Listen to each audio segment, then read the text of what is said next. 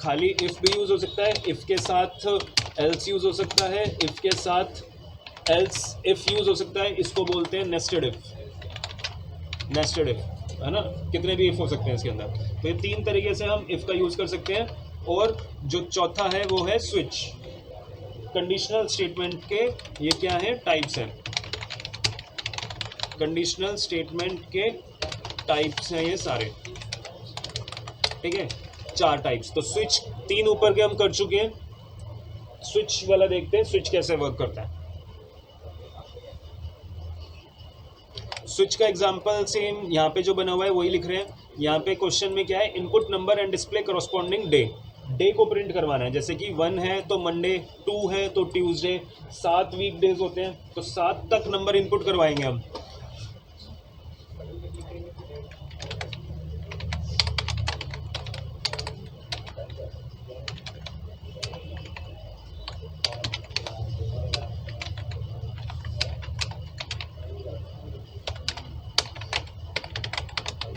ठीक है, enter number between 1 to 7, 1 से 7 तक नंबर इनपुट करना है। और फिर इनपुट करवाने के लिए यहाँ पे लिख देते हैं enter number.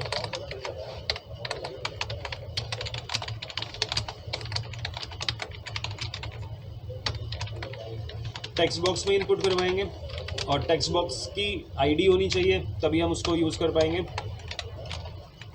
num1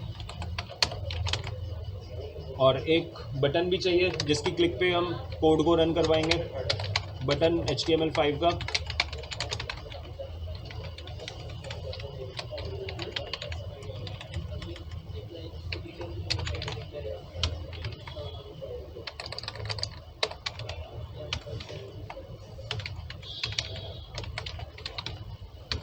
simple button है ये,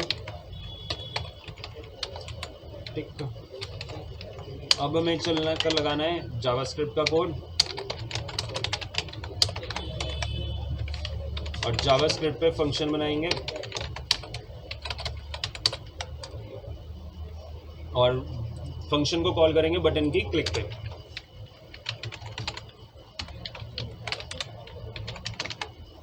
ऑन क्लिक पे फंक्शन कॉल होगा और इस फंक्शन में क्या करेंगे, सबसे पहले एक वैल्यू लेंगे num1 की।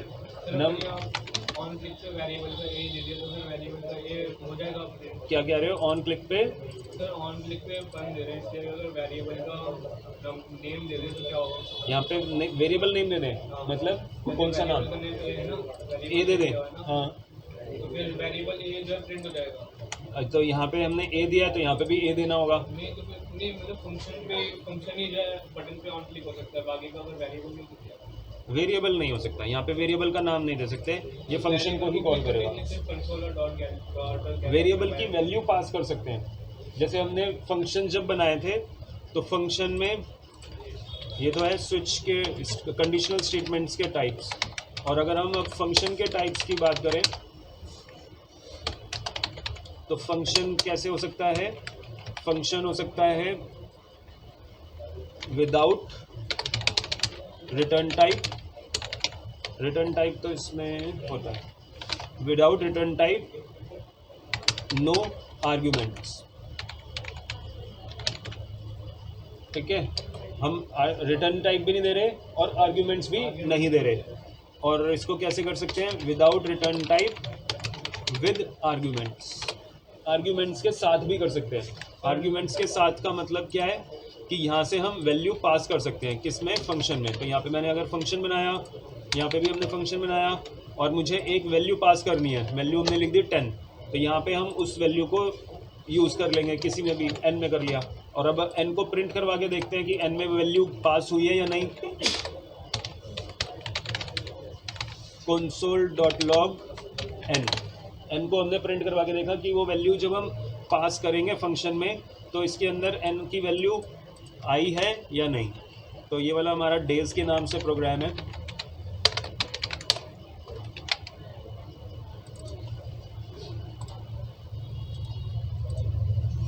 ठीक है, इसमें हमने कुछ लिखा तो है नहीं अभी। तो कंसोल में जैसे ही सबमिट पे क्लिक करेंगे वो वैल्यू 10 उसने प्रिंट कर दी 4-5 बार।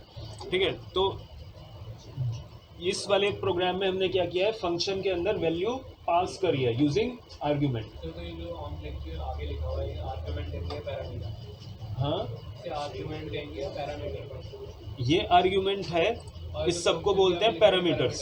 ये सारे पैरामीटर्स भी हैं। अगर मैं लिख रहा हूँ यहाँ पे 10,20 तो ये पैरामीटर तो इसमें 2 आर्ग्यूमेंट हैं, दो आर्गुमेंट है। लेकिन पैरामीटर है ये फंक्शन जो है, इसमें हमने पैरामीटर दे रखा है विद 2 आर्ग्यूमेंट्स। ये फंक्शन क्या है? This function is parameterized function with 2 arguments. तो पहले वैल्यू को फर्स्ट आर्ग्यूमेंट बोलते हैं, लेकिन पैरामीटर बोलते हैं जो भी इस पूरे को पैरामीटर बोलेंगे, लेकिन आर्ग्यूमेंट बोलेंगे इसको, पहले को। ये पहला आर्ग्यूमेंट, ये दूसरा आर्ग्यूमेंट, लेकिन पहला पैरामीटर नहीं बोलेंगे, फर्स्ट पैरामीटर नहीं बोलेंगे, सेकंड पैरामीटर नहीं बोलेंगे। ये पूरा एक पैरामीटर है। सर पैरामीटर को अलग देते हैं ना, कैसे? मतलब पास यहाँ पर पास करते हैं इसे, इस वैल्यू के ना पास करेंगे वहाँ पर पैरामीटर होगा ना, इसे पैरामीटर देंगे। जहाँ पास करेंगे तो ये पास ही तो कर रहे हैं, कॉल कर रहे हैं ना फंक्शन को, तो ये वैल्यू इसको पास हो रही है। नहीं सर वो वेरिएबल में होता है ऐसा, इसे फंक्शन में नहीं होता। अगर वेरिएबल में करेंगे तो फिर जहाँ पर वैल्यू देते हैं उसे तो आर्गुमेंट कहते हैं, और जहाँ पास करते हैं उसे कैसे बताओ? पैरामीटर्स कहते हैं। जैसे अगर हमने वेरिएबल में दिया है, वेरिएबल मतलब सर एक जो वो दे ना, क्या कह रहे हो? वेर लिखो यहाँ पे, सर पहले एक वो दीजिए, जैसे 10 इक्वल्स टू 10,20, यहाँ पे लिखा मैंने 10 = 20, इसे पैरेंथेसिस के अंदर लिखो। पैरेंथेसिस के अंदर लिखो यहाँ पे। नहीं ऐसे ही सर, ऐसे लिख दीजिए पैरेंथेसिस के अंदर भी पहली लाइन में, एक ही लाइन में सिर्फ इसकी वैल्यू दी है। मतलब यहाँ पे कह रहे हो 10 = 20 लिखना है। हाँ, और 10 फंक्शन ऑफ फंक्शन डाल दीजिए। 10 = 20 लिख दिया मैंने, बोलिए सर कॉमा, कॉमा लिखा। हाँ, हाँ, और अब इसे पास करा दीजिए वेरिएबल ए और वेरिएबल बी करके। देखो इसको ऐसे यहाँ पे वैल्यू नहीं लिख सकते, यहाँ पे ऐसे वेरिएबल का नाम लिख सकते हैं। ये जो 10 और 20 है ना, ये हमेशा जाएगी एक वेरिएबल में ही, तो यहाँ पे ए और बी लिख सकते हैं, वैल्यू नहीं लिख पाएंगे। अब ये जो ए है, मान लो मैंने यहाँ पे लिखा n, तो n में स्टोर करवा सकते हैं ए की वैल्यू। फिर एक और वेरिएबल लिया हमने m के अंदर स्टोर करवा सकते हैं बी की वैल्यू। तो ऐसे करवा सकते हैं। यहाँ पे कभी भी वैल्यू नहीं आएगी, यहाँ पे हमेशा वेरिएबल ही आएगा। यहाँ पे अल्फ़ाबेट्स ही आएगा, यानी कि वेरिएबल का नाम आएगा, और फिर उसकी वैल्यू हम यूज़ कर सकते हैं दूसरे वेरिएबल में। ये जो वेरिएबल्स हैं ये फंक्शन के अंदर हमने बनाए हैं, और ये जो हैं ये पैरामीटराइज्ड फंक्शन है, पैरामीटराइज्ड वेरिएबल है। और इनकी वैल्यू कहाँ से आएगी? जहाँ से हम इस फंक्शन को कॉल करेंगे। इनकी वैल्यू चेंज भी हो सकती है। अगर हमने ऑन क्लिक फंक्शन लगाया है इस पैराग्राफ पे भी, इस पैराग्राफ से भी हम कॉल कर सकते हैं। और इस बार हमने कॉल कर दिया 100, 200, तो इनके अंदर जाएगी 100 और 200, n में और m में, तो इन दोनों को प्रिंट करवा देते हैं। तो अब 2 बार फंक्शन कॉल होगा, एक बार हो रहा है बटन की क्लिक पे 10 और 20 के साथ, और जैसे ही मैं इस पर क्लिक करूँगा पैराग्राफ पे तो 10 और 100 कॉल हो जाएगा। इसे प्लस से माइनस भी कर सकते हैं। इन वैल्यू पे कुछ भी करो, अर्थमेटिक एक्शन परफॉर्म करो, कंपेरिजन करो, वो कुछ भी कर सकते हैं। ठीक है, तो जो फंक्शन हमने बनाया वो without arguments with return type बनाया, जैसे कि हमने यहाँ पे अभी देखा है। आर्ग्यूमेंट्स दिए लेकिन रिटर्न कुछ नहीं करवाया। इसको रिटर्न भी करवा सकते हैं। रिटर्न कैसे करवाएंगे? अगर हम रिटर्न कह रहे हैं तो इसको कैसे कहेंगे? With return type with arguments.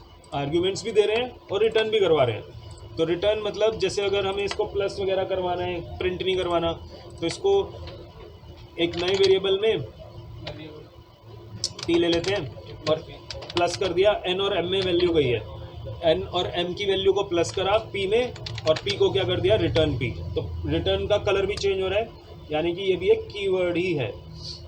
और रिटर्न किसको रिटर्न करेगा? नहीं, p रिटर्न हो रहा है, p की वैल्यू कहाँ जाएगी? जहाँ से कॉल किया है, जहाँ से कॉल हुआ है वहाँ पे इनकी वैल्यू रिसीव होगी, और जहाँ पे रिटर्न कर रहे हैं ये वैल्यू वहाँ पे वापस चली जाएगी। ठीक है, तो ये वैल्यू वापस रिटर्न करेगा जहाँ पे हमने इस फंक्शन को कॉल करा है। तो यहाँ पे तो हमने इवेंट बेस्ड किया है।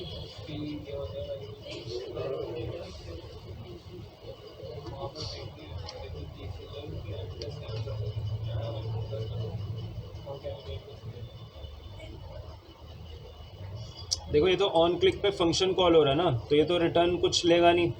देखें एक बार कुछ करके इसको, तो इस पर क्लिक कर रहे हैं तो कोई एरर तो नहीं आ रही, लेकिन उसको फंक्शन को हमने यूज़ भी नहीं किया कहीं पे। तो ऐसा करते हैं, इसकी वैल्यू को चेंज करके देखें, value equals to on click.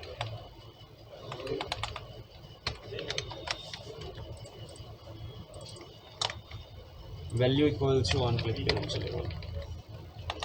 उसकी वैल्यू को यहाँ पे एक वेरिएबल ले लेते हैं, ए इक्वल्स टू ऐसा कुछ करके लेते हैं।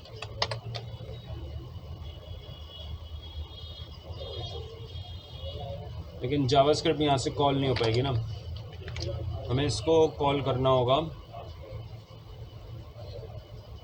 ये फिर रिटर्न नॉर्मली इवेंट को रिटर्न नहीं करता ना वैल्यू।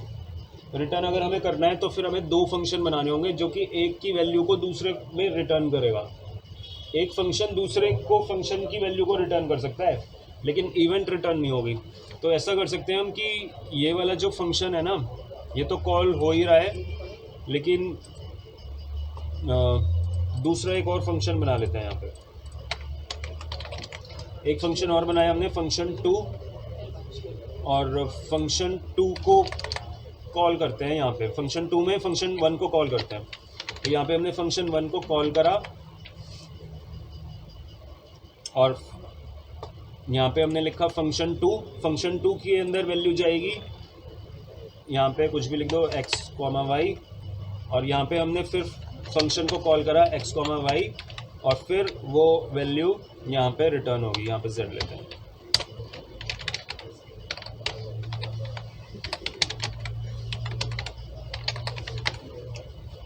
क्या किया हमने यहाँ पे, जब हमने कॉल किया इसको तो फंक्शन 2 कॉल होगा। तो फंक्शन 2 में 10 और 20 की वैल्यू x और y में गई है। x और y की वैल्यू को हमने सीधा फंक्शन को दे दी। फंक्शन ये वाला है, a के अंदर x की वैल्यू, b के अंदर y की वैल्यू जाएगी, फिर उसको वो कैलकुलेट कर रिटर्न करेगा। रिटर्न किसको होगी, जहाँ से हमने कॉल किया है, यानी कि z में। जहाँ पे कॉल करते हैं उसकी लेफ्ट हैंड साइड में उसको वो रिटर्न करता है, और फिर उसको हम प्रिंट करवा के देख रहे हैं। तो अब ये चल जाएगा। जैसे ही हम इस पर क्लिक करेंगे तो रिजल्ट उसने लॉग कर दिया, console.log 30। तो ऐसे हम फंक्शन की वैल्यू, फंक्शन के अंदर रिटर्न भी लिख सकते हैं, और ये रिटर्न क्या करेगा, दूसरे फंक्शन को वैल्यू रिटर्न करेगा। नहीं आया समझ में?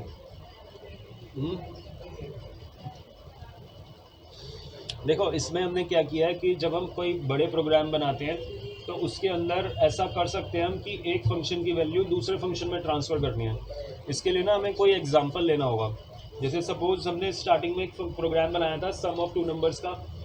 जब सम आया तो सम के ऊपर हमें कुछ और एक्शन परफॉर्म करना है सम का। जैसे हमने 2 नंबर्स का एडिशन करना है, जो सम आया उसके ऊपर हमने उसका स्क्वायर भी निकालना है। ठीक है, क्वेश्चन क्या है, find sum of 2 numbers and square the result. Result को डबल करना है। तो उस केस में हम क्या करेंगे, एक बार वो वाले प्रोग्राम देखते हैं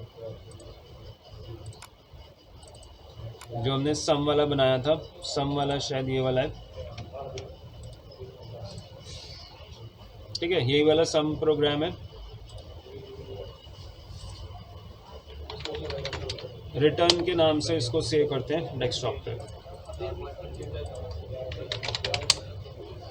देखो सम का प्रोग्राम है, यहाँ पे हमने लिखा sum of 2 numbers, enter first number second number. Sum के लिए फंक्शन बनाया हुआ है, ये फंक्शन को कॉल करेगा, और यहाँ पे पार्स फ्लोट,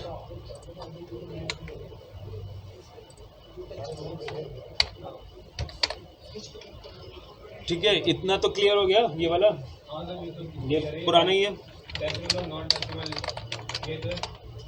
हाँ, ये पूरा प्रोग्राम क्लियर है ना। सी में क्या आएगा, और सी को हम कर देते हैं मान लो रिटर्न। अब रिटर्न कर क्या रहे हैं, जो हमारा सम आएगा ना सी में, हमें क्या करना है, उसका स्क्वायर करना है। तो स्क्वायर के लिए हमने एक और फंक्शन बनाया एस स्क्वायर के नाम से ही।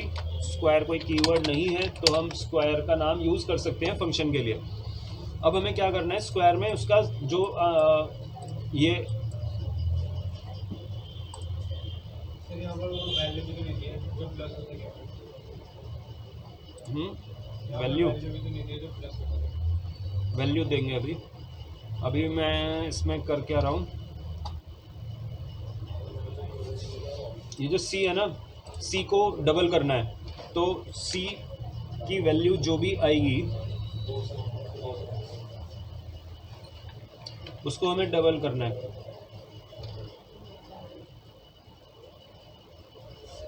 मान लो सी की वैल्यू यहाँ पे आएगी, तो इसको सी को डबल करने के लिए एक नया वेरिएबल लेते हैं डी इक्वल्स टू, और इसको डबल करेंगे कैसे, C multiply by C, C multiply two या सी मल्टीप्लाई बाय सी एक ही बात है ना।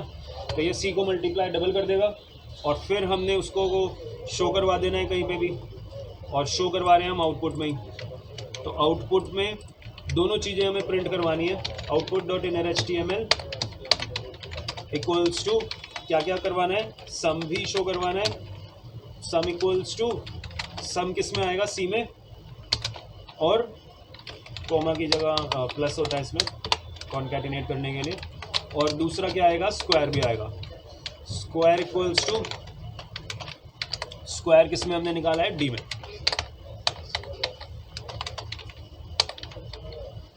स्क्वायर हमने निकाल दिया डी में, तो डी को भी हमने यहाँ पे प्रिंट करवा दिया।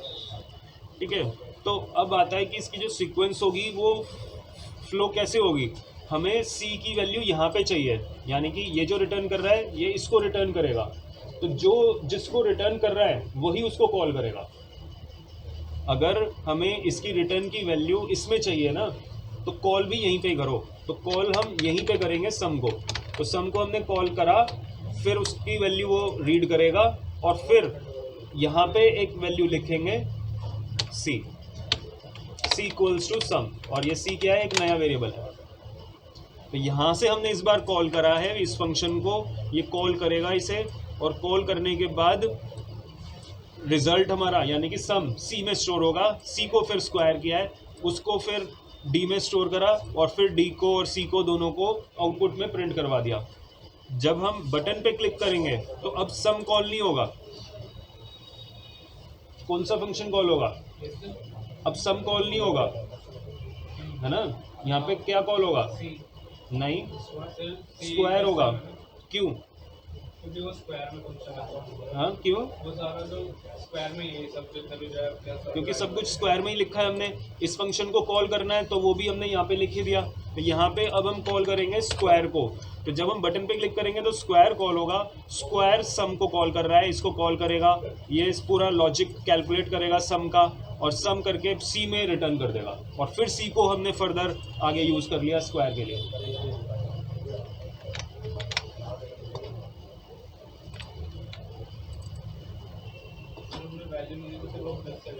नहीं, वैल्यू दे रखी है ना, वैल्यू इस बार जो हम दे रहे हैं एक ही वैल्यू, वो हमने num1 और num2 में दे रखी है। num1 और num2 क्या है, टेक्स्ट बॉक्सेस।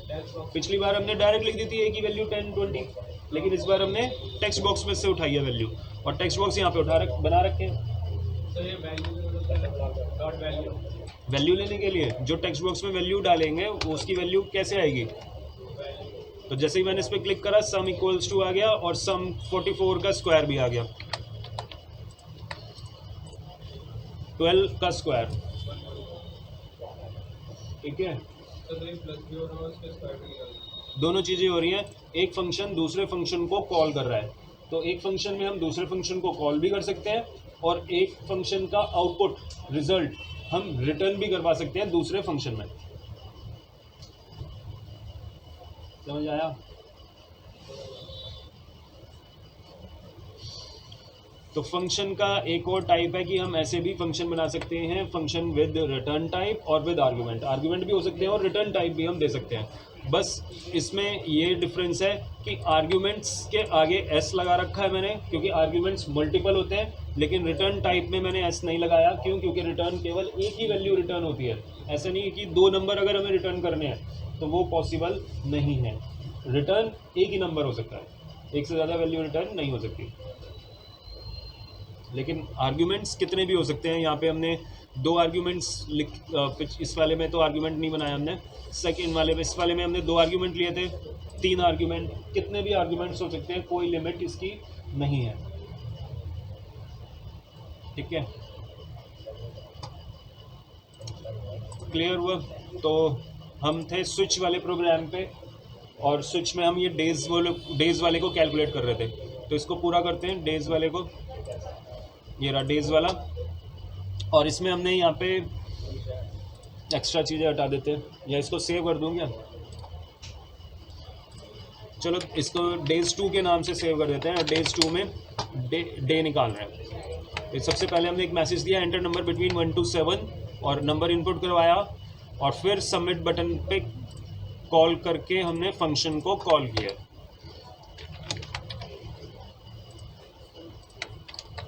फंक्शन इस बार हमारा विदाउट आर्ग्यूमेंट्स वाला, और वैल्यू हमें कहाँ से चाहिए? टेक्स्ट बॉक्स में से चाहिए। तो टेक्स्ट बॉक्स में से लेने के लिए हमने num1 है उसका टेक्स्ट बॉक्स का नाम, num1.value a में वैल्यू आ गई।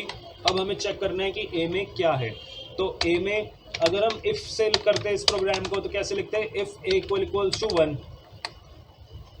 इफ a इक्वल्स टू 1, तो हमें क्या करना है? 1 पे एक पैराग्राफ आउटपुट,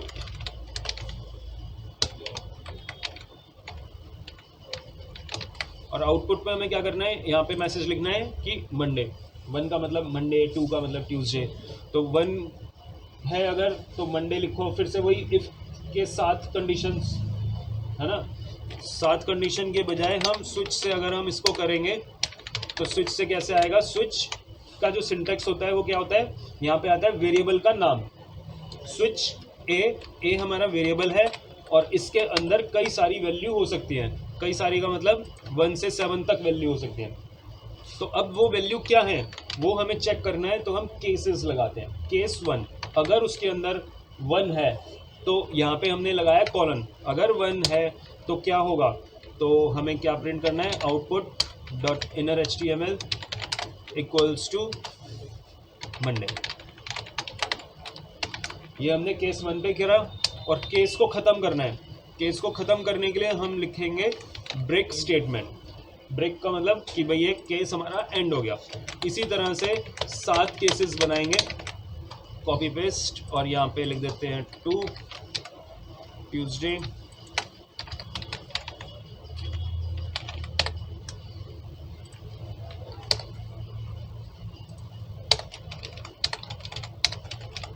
सात केसेस, एक एक्स्ट्रा है।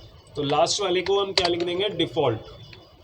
डिफ़ॉल्ट का मतलब होता है, जैसे इफ़ में एल्स था, इसमें डिफ़ॉल्ट है। डिफ़ॉल्ट का मतलब अगर कोई भी केस एग्जीक्यूट नहीं होगा तो वो डिफ़ॉल्ट वाला चल जाएगा। अगर 1 से 7 तक कोई भी नंबर नहीं होगा तो वो डिफ़ॉल्ट में जाएगा, और वो डिफ़ॉल्ट में तभी जाएगा जब उसने कोई अलग नंबर दे रहा है। और अलग नंबर का मतलब क्या हुआ? कि वो इनवैलिड नंबर है, इनवैलिड इनपुट है ना। तो इनवैलिड दे दिया हमने यहाँ पे, और 3 में इसको चेंज कर लेते हैं। 3 का मतलब वेडनेसडे है।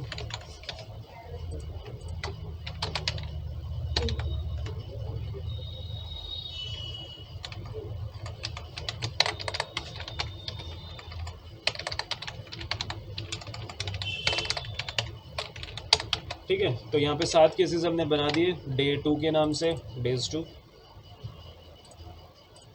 और इसमें यहाँ पे हम नंबर दे रहे हैं, तो इनवैलिड 3 का मतलब इनवैलिड दिखा रहा है यहाँ पे। अच्छा, ये मेरे ख्याल फिर डेटा टाइप से ही दिक्कत आ रही होगी। इसको हम नंबर में कन्वर्ट कर लेते हैं। तो नंबर में कन्वर्ट करते हैं। अब चेक, क्योंकि कंपैरिजन कर रहे हैं तो वो नंबर में ले नहीं रहा था, है ना। तो जो भी हमने नंबर लिखा है यहाँ पे, उससे बेसिस पे वो इनपुट करता जाएगा। गलत नंबर देंगे तो इनवैलिड इनपुट। अगर ऐसे दोबारा बनाना तो फिर नंबर नहीं लेना होगा। नंबर में इसलिए लिया ना क्योंकि हम इसमें कंपैरिजन कर रहे हैं, चेक कर रहे हैं। और स्विच का ये जो केस होता है, इसमें वैल्यू जो आएगी वो नंबर ही आएगी। नंबर या कैरेक्टर भी आ सकता है। कैरेक्टर मतलब अल्फ़ाबेट। अल्फ़ाबेट को देखते हैं एक बार चला के। अगर यहाँ पे हमने लिखना होता, नंबर हटा दिया और मैं यहाँ पे लिख रहा हूँ एम, ले लिया मैंने कि एम है तो मंडे प्रिंट हो। तो उसके लिए यहाँ पे अगर हमने एम लिखा तो मंडे प्रिंट कर रहा है। तो अल्फ़ाबेट्स भी हम इसमें यूज़ कर सकते हैं। कैरेक्टर का मतलब यहाँ पे स्ट्रिंग ही है। अगर नंबर लिखे तो ऊपर नंबर ही लिखना होगा। अगर हम नंबर ले रहे हैं तो फिर यहाँ पे नंबर लिखना पड़ेगा, क्योंकि कन्वर्जन करना होगा, क्योंकि डिफ़ॉल्ट वैल्यू स्ट्रिंग होती है। तो सर ये भी अच्छा डिफॉल्ट ठीक है, क्लियर हुआ स्विच? तो स्विच इफ़ की तरह ही है, और वो शॉर्ट। हाँ, लेकिन इसमें कई सारे केसेस होते हैं, उसमें कई सारी कंडीशंस लगानी होंगी हमें इफ़ करके, और यहाँ पे हमने कई सारे केसेस लिए। लेकिन केस की लिमिटेशन यही है कि इसके अंदर सीधा वैल्यू आती है, कंडीशन नहीं आती यहाँ पे, सीधा वैल्यू आएगी, और जो वैल्यू होगी वो या तो नंबर होगी या स्ट्रिंग होगी। ऐसी जगह डिफॉल्ट आता है। ठीक है, तो इतना ही रखते हैं आज कंडीशनल स्टेटमेंट्स तक। इसके प्रोग्राम्स ट्राई कर लेना। क्वेश्चंस जो दिए हैं वो 3 इमेजेस वाला है, 3 इमेजेस से तुमने चेंजेस करने हैं। ठीक है,